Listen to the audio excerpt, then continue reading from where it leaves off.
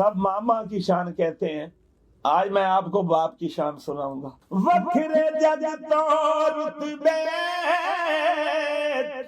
ते अजमत वखरी है, तू दुनिया फिर ले प्यो दी शफकत वखरी है। लोकां लई ते बेशक गाया प्यो दियां ने, पर कमले की जान इते नाला क्यों दियां ने।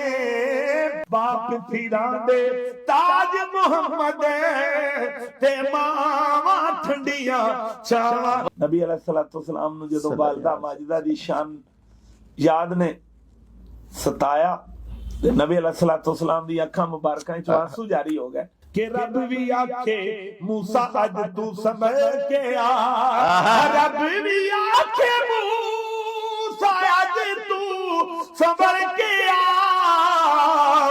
क्योंकि अज नाल नहीं तेरे दुआवां मांगियां। नाते सरकार